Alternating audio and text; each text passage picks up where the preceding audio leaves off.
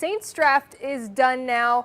In general, Sean, how do you think the Saints did in addressing those needs they had coming into this draft? If you asked me heading into the draft, I would have said the top three needs were defensive tackle, defensive end, running back. 1, 2, 3, right out of the gate on days 1 and 2 in this draft. So in terms of just filling needs on this roster and, the grades of what they were in terms of where they were drafted and what they liked at that position, I think the Saints did exactly what they needed to do in terms of checking off the box of need. We'll see how good those players turned out to be, but I felt like going in, you needed D-line help. There's no doubt about that. They addressed it right away. They needed another running back. They addressed it right away. So in that regard, I think they did really well in terms of their biggest needs. Now, some other little needs they can maybe take care of, and I'll talk about that a little bit later. But I thought their biggest needs, they addressed it, and they addressed it quickly in this draft. From last year's draft class, you had several rookies come in and contribute immediately, guys like Chris Olave, Alontae Taylor. Of this group this year, which guys do you think can come in and contribute right away? Yeah, I think the top 3 picks, as I just mentioned. You talk about Brian Brzee, the defensive tackle. When you look at who they have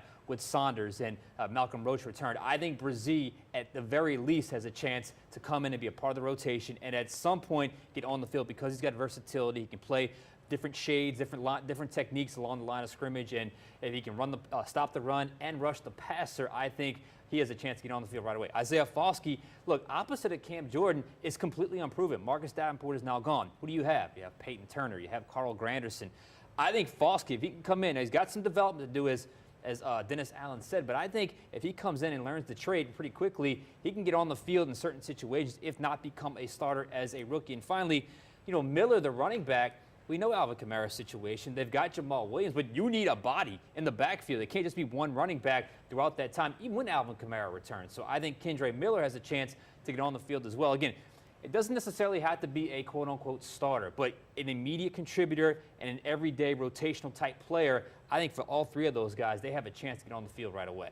The Saints are always aggressive when it comes to the draft, making trades. They traded up last year to get Chris Olave.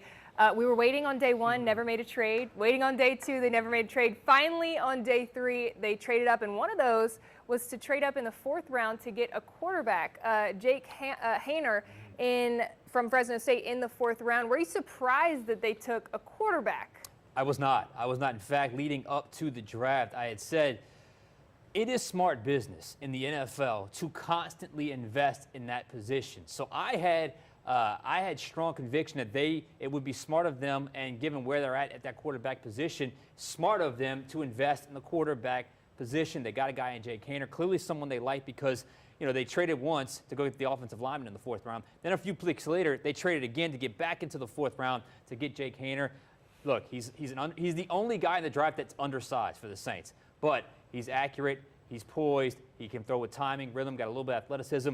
The Senior Bowl coaches, Ronald Curry and those guys, they were able to get an up-close look at his practice habits, the way he does things at the Senior Bowl. He was a Senior Bowl MVP. Yeah.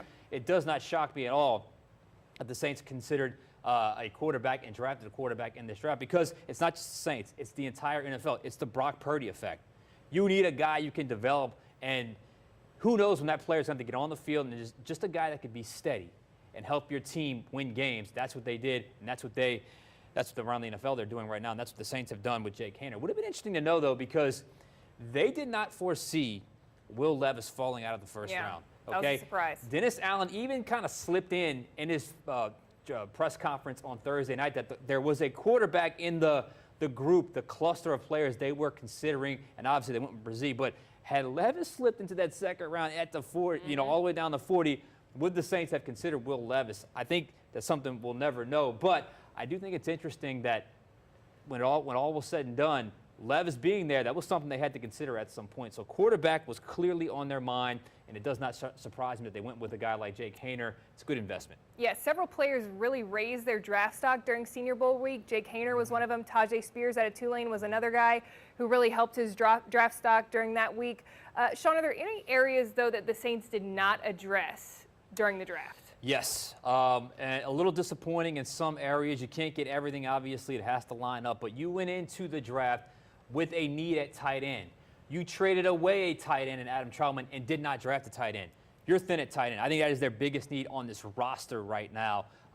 And that's something they're going to have to likely address here in the next couple of weeks as the free agent market, late wave kind of resettles, they're going to have to address that position. There's no way they're going to be able to go into the year with just Juwan Johnson and a couple of undrafted guys at the tight end position. So that's something to really watch as well. And also the linebacker position. They need some depth there. They need some help there with the loss of Caden Ellis. They have a couple guys that they like on their roster, but Zach Bond's been a special teams guy, hadn't really developed into an off-the-ball linebacker guy. They drafted a kid last year in Jackson. We'll see if he's able to come back and be a player for this team. But I think linebacker and tight end, two areas that you're going to have to watch going forward in this veteran kind of new free agent circuit now post-draft, because I think that's areas of need for this team.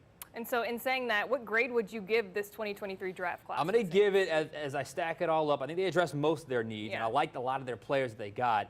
And I think this certainly was a big man's draft. I mean, they had a 6'5" defensive tackle, a 6'5" Isaiah Falsky defensive end, a 6'3.5" wide receiver, a 6'6" offensive lineman. So I'm going to give it a solid B+.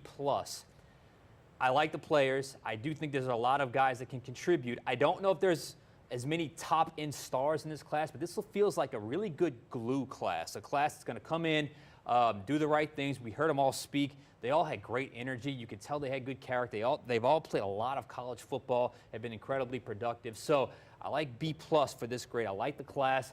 We'll see if a star emerges out of this group, but if they all become just really good football players, I think they can obviously help the Saints football team. Yeah, a lot of high character guys with a lot of experience in this draft class. Sean, one more question for you. I'll kind of narrow it down. Out of the NFC South, who do you think had the best draft this year?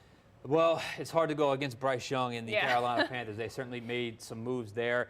Atlanta had an interesting draft when they drafted Bijan Robinson, and obviously Tampa Bay had a couple of good moves as well. Of the entire NFC South, though, I might stay here with the Saints, other than Carolina, because they got their franchise quarterback. It's hard to go against that, and I think he's going to be a quarterback in the NFL for the next 10 years. But I do like what the Saints have done, and you don't always need an elite player. They could still get one. One of these players could emerge, but I like what the Saints did in this draft. I think they did a pretty good job. All right, rookie minicamp will be here before we know it. Sean, thank you so much. Thank you.